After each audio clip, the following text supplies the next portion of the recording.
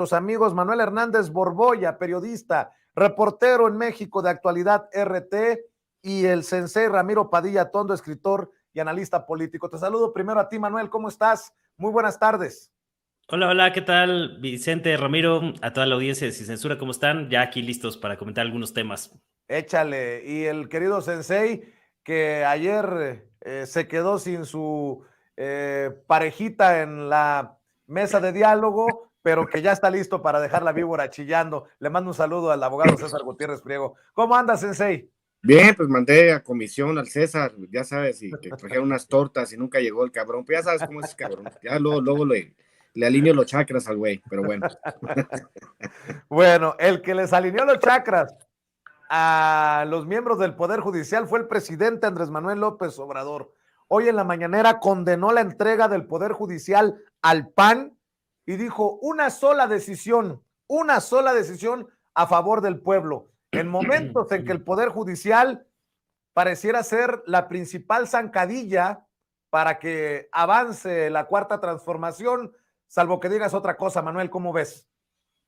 Pues es interesante la pues, campaña política que trae el presidente contra la Suprema Corte. Es un tema que durante mucho tiempo prácticamente en este país no se hablaba de lo que hacía la Suprema Corte de Justicia de la Nación, y es en esta coyuntura de cambio de régimen político a partir de 2018 que se empieza pues a hablar más del papel que está desempeñando políticamente la Corte. A mí me parece que por momentos o en algunos episodios de las semanas recientes se le ha pasado un poco la mano al presidente, pero concuerdo en que, pues era un tema del que no se hablaba, y me parece muy bien que se esté poniendo sobre la mesa un cambio de fondo en la estructura del Poder Judicial, como parte de lo que está en juego rumbo a las elecciones del 2024. Es decir, el presidente ya ha sido muy claro en que va a impulsar esta iniciativa de voto popular para elegir a los ministros de la Corte, y me parece que es algo que, un paso que si bien algunos ven con ciertas reservas, a mí me parece un paso necesario para pues dotar de frescura al Poder Judicial, y sobre todo para tratar de corregir algunas de las situaciones de corrupción, de manejos turbios, de captura política que existe actualmente en el Poder Judicial, y que pues es insostenible que se mantenga así, ¿no? Hoy me llamó la atención que citó el libro de Daniel Cosío Villegas, en el cual formulaba algunas de las ventajas de que los ministros sean elegidos por voto popular, y esto es que tendría mucho más peso las decisiones que toman los ministros de la Corte al ser emanados directamente del pueblo. Entonces me parece que era muy necesario este proceso de pedagogía política en el cual los mexicanos, y tiene razón López Obrador cuando dice que pues en años previos, pues prácticamente nadie conocía el nombre de los ministros de la Corte, o era apenas de un sector, y cada vez se habla más de estos temas. Es decir, era un poder de los tres poderes de la Unión, pues el que había estado operando ahí en lo oscurito, en las sombras. Nadie sabía muy bien qué hacía el Poder Judicial, cómo se dirimían algunos temas, y realmente hasta ahorita, en este cambio de régimen político durante la 4T, es que empieza a tener una visibilidad mayor, sobre todo para la gente, para el pueblo, para el gran electorado. Entonces me parece que dentro de todo esta disputa política que tiene el presidente contra la Suprema Corte, pues ha resultado favorable en esos términos de hacer del conocimiento de la gente qué es exactamente lo que hacen estos señores, estos ministros de la Corte, que han fungido como un aval de muchas de las grandes tragedias que han ocurrido en este país, ¿no? Se habla mucho de la división de poderes, de contrapesos por parte de algunos analistas de la derecha, pero si hubiera habido realmente contrapesos, pues no se hubieran aprobado cosas como los fraudes electorales de 2006 y 2012, y por lo tanto no se hubiera desencadenado tragedias tan lamentables como la guerra contra el narcotráfico, impulsada por Felipe Calderón, que pues ya nos enteramos después, pues fue realmente pues una mera simulación para proteger a los cárteles de la droga, como lo hemos visto con todo el juicio contra Genaro García Luna. Entonces, ya hacía falta que pues, se le apretaran las tuercas al Poder Judicial, que pues, se han desempeñado con mucha soltura, con mucha holgura en varios temas, y que realmente, pues, creo que al ser uno de los poderes de la Unión, amerita más vigilancia por parte de los ciudadanos, y me parece muy bien que en este proceso político de cambios, de transformaciones, pues se ponga la mira sobre el Poder Judicial. Falta con urgencia impulsar una reforma a fondo, luego de que pues la alianza que había hecho el presidente López Obrador con el ministro Arturo Saldívar al principio de su mandato, pues para limpiar al Poder Judicial, pues simple y sencillamente pues acabó ahí naufragando, no sirvió del todo, y por ello creo que hace falta meter mano a fondo en el Poder Judicial, y qué bueno que se esté tocando estos temas de cara a las elecciones de 2024, en el que no solo se va a elegir al próximo presidente o presidenta de la República, sino también van a estar sobre la mesa varios temas cruciales que se van a dirimir en el Congreso, incluyendo esta reforma judicial.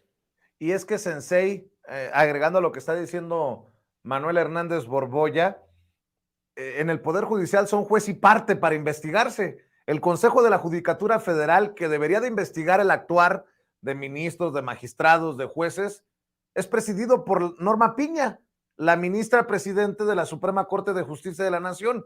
Y creo que es obvio que muchos no tendríamos ni esperanzas ni confianza de que la cosa cambie si no hay una reforma. Hoy el presidente avala la idea de que se lleve a consulta popular esto de si los ministros y ministras deben de ser elegidos en las urnas, Ramiro. Sí, mira, si uno va el antecedente histórico o porque uno tiene que entender por qué la Suprema Corte de Justicia actúa como actúa, porque de ahí tendríamos que partir, ¿no? La Suprema Corte de Justicia era como la Santísima Trinidad del poder priista, ¿no? Todos estaban en franca comunión. Eso al final de cuentas lo que le permitió al PRI luego al PRIAN, ¿no? Con su agregado azul, les permitió sobrevivir tantos años. ¿Por qué? Porque tenían pleno control de los tres poderes. Acuérdense que pues no hubo ninguna controversia constitucional a la hora de privatizar todo, a la hora de modificar la Constitución más de 500 veces. Nunca, como dice el presidente, pues ¿qué onda? Mientras ustedes aprobaron una Constitución que haría sonrojar al mismo Pinochet, la Suprema Corte de Justicia dormía el sueño de los justos. Y sí, el planteamiento sí es interesante porque son más de democracia representativa. Lo que se pretende con esta cuarta transformación es que sea una democracia participativa, como es en los países desarrollados. La derecha en México habla de desarrollo, de llegar al primer mundo, pero habla de desarrollo y llegar al primer mundo para los empresarios y para el 1% de la población. No hablan de que haya pleno uso de derechos y facultades de los ciudadanos para decidir qué es lo que les conviene como país, como mayoría. Obviamente, en Estados Unidos tienen este tema de que demasiada democracia puede caer en dictadura. Ese es el miedo. Por eso Estados Unidos es una república, no es una democracia. Y ahí están, ahí están las consecuencias, ¿no? En Estados Unidos de que cada día tengan más impresentables. En el caso de México, que somos una democracia en desarrollo, que no hemos llegado a la plenitud de la democracia, que es a lo que vamos. Este es un periodo de transición, desde López Obrador es un periodo de transición. Y se van a consolidar en los próximos 2 sexenios las decisiones que tome la mayoría, y ya con un pueblo altamente politizado, pues obviamente será mejor que nosotros, como bien lo plantea Manuel, empecemos, ¿no? a decidir quiénes queremos que nos representen también en el Poder Judicial, porque como dicen, esos mecanismos de no tener la posibilidad de elegir a los ministros de la Suprema Corte, a mí me parece que también cae dentro de las cuotas partidistas, como sucedió en el caso del INE, como sucede ahora mismo en el Instituto Electoral del Estado de México, donde nadie elige a los funcionarios electorales, son cuotas partidistas. Por eso es difícil ganarle al PRI por la buena, aunque ahora hay una ventaja de la maestra Delfina de más de 20 puntos. Pero en el caso del Poder Judicial, sí tendríamos que entender que parte de ir desarrollando la democracia y parte de irnos convirtiendo en ciudadanos plenos con derechos y obligaciones es básicamente que nosotros podamos decidir el futuro también del Poder Judicial, y que no sea un hoyo negro en nuestra democracia y que ellos legislen a como les pega la gana, ¿no? De acuerdo a los criterios que les impulsaron los amos, ¿no? Así es. ¿Cómo ven el caso de Ecuador? La cosa está color de hormiga en algunas partes de nuestra América Latina, mi querido Manuel Hernández Borboya, y mientras desde Guatemala le tiran dardos envenenados al presidente Andrés Manuel López Obrador, desde Perú hasta Keiko Fujimori regresó al plano público, a los medios de comunicación para buscar enfrentarse al presidente Andrés Manuel López Obrador, pues hay otros lugares en donde la cosa está que arde. Por ejemplo, lo que ocurre en Ecuador, Guillermo Lasso toma actitudes que en otros lugares se habrían considerado un golpe de Estado o algo cercano a un golpe de Estado. Guillermo Lasso, el que en su momento fue reconocido por Enrique Krause como un demócrata, tomando decisiones que muchos consideraríamos autoritarias. ¿Cómo ves la situación, Manuel? Sí, pues cuando es un banquero como Guillermo Lasso, esto no se califica de golpe de Estado, pero cuando es un profesor rural, como ocurrió con Pedro Castillo en Perú, ahí sí se le van encima toda la prensa globalista y toda la gente que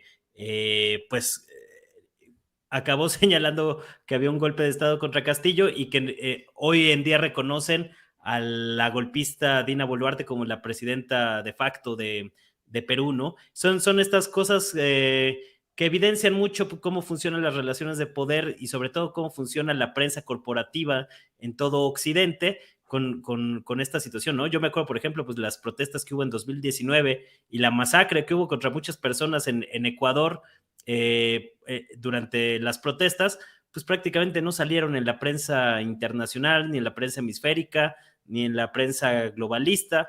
Entonces, pues no es de extrañarse la manera en que ahora están ahí cobijando y apapachando a Guillermo Lasso, que viene enfrentando pues estas acusaciones de juicio político desde hace ya varios meses por un caso de corrupción y que ya que le estaba llegando el agua al cuello, pues decidió disolver el Congreso en una medida legal que lo permite la Constitución de 2008 y que eso al mismo tiempo va a provocar que se tengan que realizar elecciones dentro de los próximos 6 meses, incluido dejar que el mismo Lasso deje la presidencia. Entonces todavía falta ver cómo se va a dirimir ese asunto, pero desde luego que llama la atención la cobertura y la manera en que se cubren estos casos, siempre a favor de las oligarquías en América Latina, y que por eso vemos que gente como Enrique Krause, que era un aplaudidor de este tipo de personajes, pues ahora no salga a decir que es una dictadura. Ya me imagino que hubiera pasado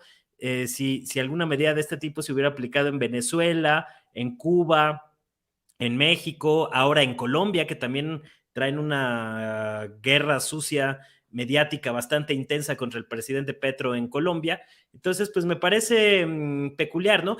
Aquí en México, imagínate cómo estarán las cosas que hasta le dan voz a la hija de un dictador y genocida como fue Ríos Montt de Guatemala, con tal de tratar de denostar y de golpear políticamente a López Obrador. Es bastante emblemático cómo la política exterior de la 4T y de López Obrador en este sexenio, pues ha evidenciado mucho de cómo está la correlación de fuerzas en toda América Latina y cómo siempre pues las oligarquías latinoamericanas suelen estar asociadas o vinculadas a los intereses hegemónicos de Estados Unidos en todos lados, ¿no? O sea, la misma historia que ocurre aquí en México de una derrotada oligarquía ahí tratando de regresar al poder a través del control de los medios, de generar campañas sucias de desinformación, de mentiras, de exageraciones, de pataleos, pues lo mismo está ocurriendo en toda América Latina. Aquí lo que llama la atención es que con medidas que pudieran ser calificadas como autoritarias a la hora de disolver el Congreso,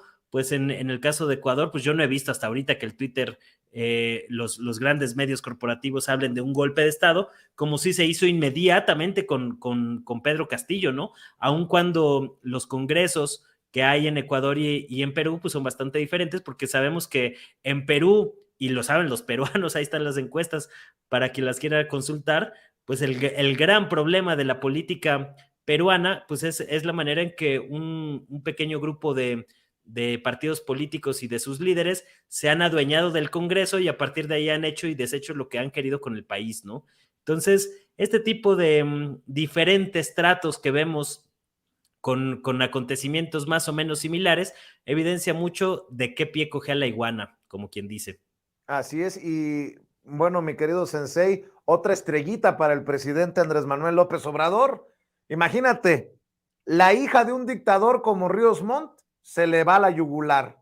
La hija de otro dictador lo critica, la señora Fujimori. Y el presidente, conociéndolo así como es de provocador profesional, que sigan cayendo las estrellitas, pues creo que queda claro de qué lado está cada uno, ¿no? Los sucesores de los dictadores o las sucesoras en este caso, y un presidente Andrés Manuel López Obrador que le sigue apostando a que se respete la voluntad popular, como parecería que no se está respetando en Ecuador. Y espérate a que el presidente le entre al tema de Ecuador, mi querido Ramiro.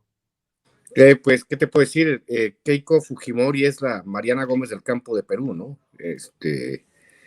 Nadie votó por ella, pero piensa que su opinión es muy valiosa. El problema con mucha gente de la derecha, sobre todo todos estos parásitos plurinominales, los de sobra conocidos en México, no tenemos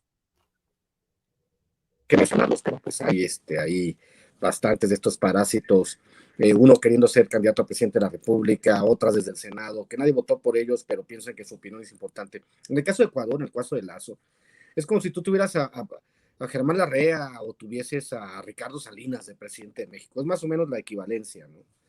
Pero en Ecuador, Lazo nada más tenía 25 congresistas de 130 y tantos, o sea, básicamente tenía como el 15% de representación en el Congreso ecuatoriano.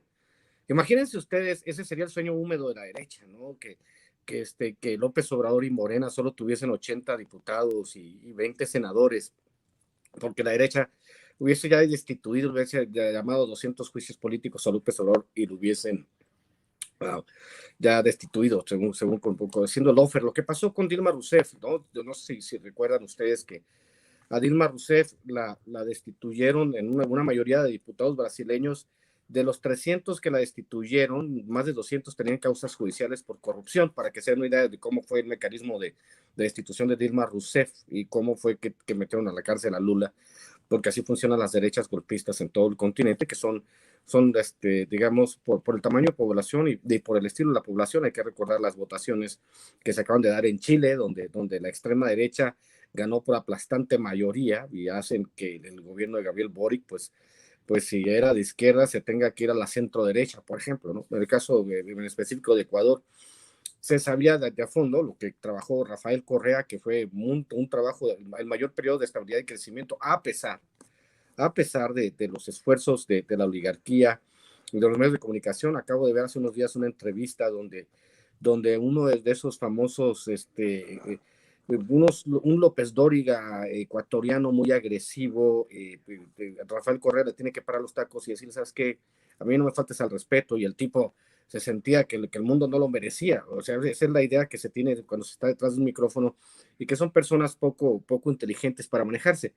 En Ecuador, obviamente, conociendo un poco los antecedentes y sabiendo, por ejemplo, que durante muchos años un presidente de la República no duraba un año, duraban 6 meses, estaban los cambios, estaba la inestabilidad. Como bien decías tú, Vicente, en el caso, por ejemplo, de Pedro Castillo y Perú, por el tipo de régimen que hay, que es el ejército el que determina al final de cuentas, como dice Manuel, hay un pequeño conglomerado de intereses de partidos que son los que hacen y deshacen, pero al final de cuentas, por el tipo de sistema que es semipresidencialista, el que tenga el apoyo del ejército es el que se queda con el poder. Si Pedro Castillo hubiese tenido el apoyo del ejército, él disuelve el Congreso, pero como el ejército dijo, no, no se le miran muchas luces a Pedro Castillo, nos vamos para el otro lado, ¿no?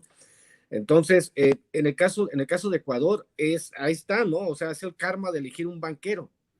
No, o sea, ¿por qué no eligieron un sociólogo, un antropólogo, alguien con vocación, alguien que así como López Obrador haya andado pateando el bote por todo el país, conociendo las necesidades del país? No, pues eliges un banquero.